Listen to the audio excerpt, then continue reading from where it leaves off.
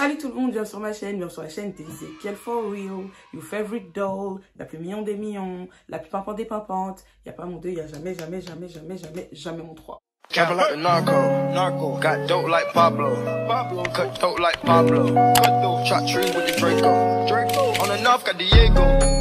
Aujourd'hui, nous parlerons du tchatcho, du choco, du ressal ou même du njansan. J'ai nommé la dépigmentation volontaire ou le blanchiment de la peau. C'est la même chose, c'est juste le nom qui change. Pour ceux qui ne savent pas, la dépigmentation, c'est le fait de se blanchir la peau avec des produits décapants, plus ou moins nocifs pour la santé, tels que l'hydroquinone par exemple. Dans cette vidéo, on va essayer de comprendre comment est-ce que fonctionne ce processus et pourquoi les gens y ont recours. Avant qu'on ne rentre dans le vif du sujet, n'oubliez pas de vous abonner, de liker, de partager, d'activer la cloche de notification et surtout de laisser un commentaire si la vidéo vous a plu. N'hésitez pas non plus à aller jeter un coup d'œil à mon compte Instagram parce que c'est là-bas que tout se passe. C'est là-bas. Pour commencer, il faut savoir qu'il y a une nuance entre le blanchiment de la peau et l'éclaircissement de la peau. Se blanchir la peau, c'est utiliser des produits décapants qui vont changer l'aspect et la couleur de notre peau afin qu'elle soit plus claire ou même blanche. L'hydroquinone est l'un des produits les plus utilisés pour se blanchir la peau. À la base, il n'était pas d'usage cutané, mais bon. En fait, dans les années 60 aux États-Unis, des ouvriers d'une usine de textile et de caoutchouc travaillant sans protection vont se rendre compte que les produits qu'ils utilisaient pour blanchir les jeans faisaient le même effet sur leur peau. Et ils ont constaté que les parties de leur peau qui étaient exposées à ce produit, donc les parties qui n'étaient pas protégées par des gants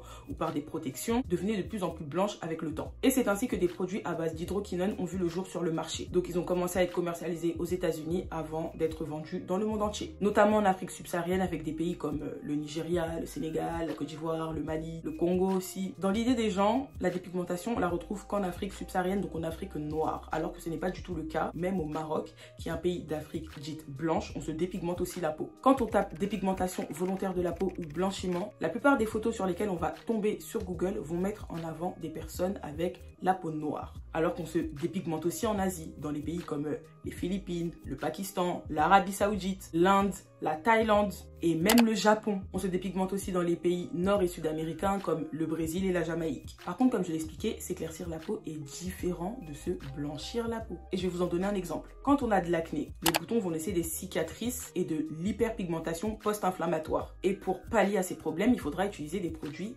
éclaircissants et non blanchissants afin de faire disparaître les taches. En fait, le but des produits éclaircissants, ça va être de faire disparaître les taches, d'unifier le teint, mais pas de changer la couleur de la peau. Et c'est justement en ayant un teint unifié que la peau va paraître plus claire parce qu'elle sera débarrassée de toutes ces imperfections. Et quand je parle de produits naturels éclaircissants, je cite par exemple l'acide glycolique, l'acide azélaïque, l'acide kojique, la niacinamide, l'alpha-arbutin et même les protections solaires. D'ailleurs, si vous avez des taches d'hyperpigmentation et que vous ne mettez pas de protection solaire, je vous recommande vivement de le faire. Parce qu'en vous exposant au soleil, les rayons UV vont accentuer encore plus vos taches. En gros, ils vont cramer vos taches et ça va encore plus se voir. Donc, il est important de porter de la crème solaire pour limiter les dégâts. Il existe énormément de recours pour se dépigmenter volontairement la peau, tels que les crèmes comme Carolite, les savons, les lotions, les bains vapeur aussi. Ça m'a vraiment étonnée. Je savais pas qu'on pouvait être complexé au point d'aller se faire enduire et brûler la peau avec des espèces de mélanges à base d'huile, de plantes, de charbon et d'autres produits inconnus parce qu'on sait pas réellement ce qu'il y a dedans. Pour éviter les mauvaises réactions, les allergies, les boutons, le manque d'uniformité causé par les crèmes éclaircissantes ou tous les produits qu'on applique directement sur la peau, certains vont se faire injecter du glutathione pour un résultat plus naturel, sans taches, sans quintaux ou sans fard aussi. Et d'après ce que j'ai pu comprendre, le fait de s'injecter des produits est plus efficace que de se les appliquer sur la peau. Et ça évite d'avoir des teints qui ne sont pas uniformes. J'ai aussi abordé le sujet des quintaux et des fards. Je pense que tout le monde ne sait pas ce que c'est. Donc les quintaux, c'est quand les phalanges sont brûlées et qu'elles seront beaucoup plus foncées que le reste de votre peau. Et par contre, les fards, c'est la même chose, mais c'est au niveau des pommettes en général. Je trouve vraiment que les gens prennent des risques en s'injectant des choses dans le corps, en fait, parce que ça va être directement en contact avec le sang. Imaginez-vous les dégâts que ça peut causer, surtout s'ils tombent sur de la contrefaçon, parce qu'il y en a énormément. Et ça ne s'arrête pas là, hein. Il y a des gens qui prennent des gélules, des patchs pour se faire blanchir la peau, il y en a même qui font des séances de laser. Ça va vraiment loin. Et après avoir cité tout cela, je pense que comme moi, vous devez vous demander, mais pourquoi les gens s'affligent autant de souffrance? Pour répondre à cette question, on va revenir au temps de la colonisation. Les populations assujetties par les Occidentaux les ont pris pour exemple et idéaux de beauté. Désolé si vous entendez du bruit, c'est parce qu'il y a des travaux qui se font dans ma cour.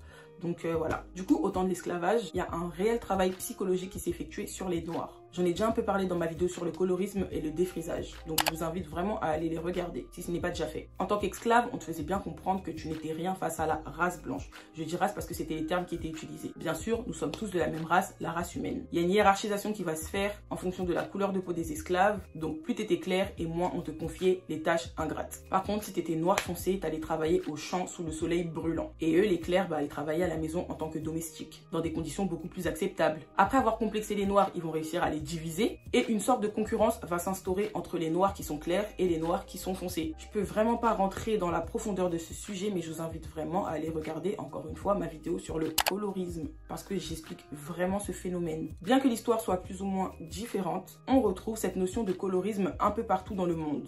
Un Indien clair sera plus valorisé qu'un Indien qui est noir foncé de peau. Et on le remarque notamment dans l'industrie Bollywood, où dans les films indiens, la plupart du temps, ce sont les Indiens qui sont clairs qui sont mis en avant. Du coup, les Indiens foncés vont avoir tendance à se blanchir la peau pour être acceptés et s'accommoder aux normes de la société. Aux Philippines, c'est pareil. Et carrément, les noirs philippins, on va les appeler les négritos. Pareil en Thaïlande et dans plein de pays dans l'Asie du Sud-Est. Ces Asiatiques noirs sont discriminés. Pourtant, ce sont les premiers habitants de ces terres. C'est vraiment injuste. C'est un peu comme les Amérindiens d'Amérique, qui ont été marginalisés, pourchassés et tués, alors qu'ils en étaient les premiers natifs. En Amérique latine, les Afro-Latinos subissent également de la discrimination. Donc eux aussi vont avoir tendance à se dépigmenter la peau, encore une fois, pour se faire accepter par la société. Si un noir avec les cheveux crépus nous dit qu'il est brésilien, on aura tendance à douter de sa parole. Alors que si c'est un brésilien typé métis avec les cheveux curly, on aura plus tendance à le croire directement. Et c'est là qu'on se rend compte que nos cerveaux ont été formatés pour penser comme ça. Du coup, c'est à nous de chercher la connaissance et de ne pas rester dans l'ignorance. Ça rime en plus. Aussi bizarre que ça puisse paraître, la dépigmentation volontaire touche aussi le Japon. Oui, vous avez bien entendu, les Japonais qui sont déjà blancs se dépigmentent. Dans l'Europe occidentale du Xe siècle, les gens cherchaient à tout prix à conserver leur peau blanche, quitte à utiliser des produits cosmétiques néfastes. Tout ça dans l'unique but de se démarquer de la classe paysanne, bronzée par les longues heures de travail au soleil. D'ailleurs, pendant le règne de Louis XV, les hommes se maquillaient en blanc parce que c'était signe de noblesse. Chez les Japonais, pareil, c'était symbole d'appartenance à la classe aristocrate. Depuis la nuit des temps, la femme idéale a toujours été blanche et plus ou moins mince. Si vous ne me croyez pas, allez sur Google et tapez femme idéale et vous allez voir sur quel genre d'image vous tombez. Les premières femmes qui vont apparaître seront des femmes blanches et minces. Et c'est dommage qu'il y ait si peu de représentation parce que je ne pense pas qu'une femme noire ou une femme asiatique soit plus moche qu'une femme blanche. Et dans de nombreuses cultures, être blanche, voire claire de peau, est devenu un critère de beauté très important. Dans nos sociétés, les personnes les plus foncées de peau sont plus sujettes à de la discrimination. Et c'est ce qui va pousser beaucoup de femmes et beaucoup d'hommes à se dépigmenter. C'est ce que certains appellent se cirer ou se laver le teint. Comme si avoir la peau foncée était synonyme de saleté. Hélas, la dépigmentation volontaire n'est pas sans risque ni conséquence. Elle peut causer des brûlures, de l'eczéma, de l'acné aussi, mais vraiment une acné qui va vous causer des boutons douloureux et qui vont vous laisser des grosses taches quand les boutons vont partir. Et ces taches-là, elles vont être très compliquées à faire partir parce que c'est pas de l'acné normal. Des vergetures aussi difficilement réversibles, de l'hyperpilosité. En effet, les produits décapants, blanchissants dérèglent le système hormonal. Donc vous pouvez très bien voir des femmes qui se dépigmentent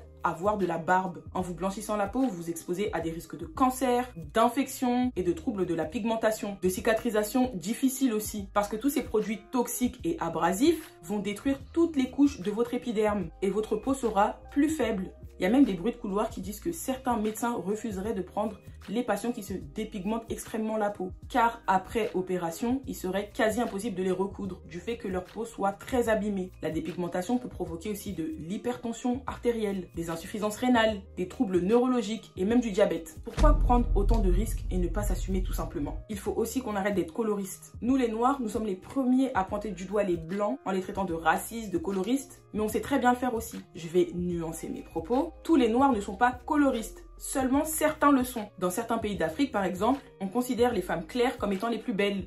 Moi, c'est la femme claire, hein. Parce que vraiment, les femmes claires, elles sont beaucoup attirantes.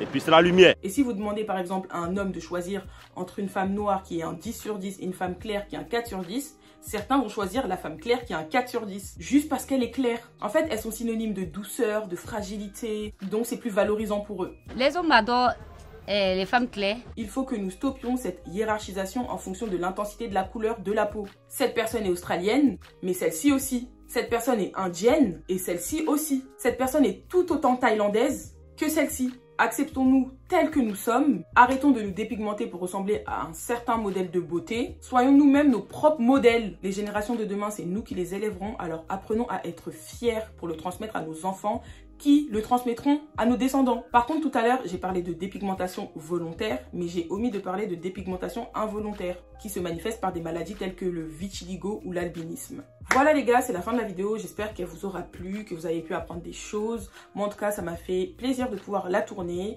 N'hésitez pas à vous abonner, activer la cloche des notifications, laisser un commentaire, me suivre sur Instagram. Et voilà, vous connaissez déjà la chanson.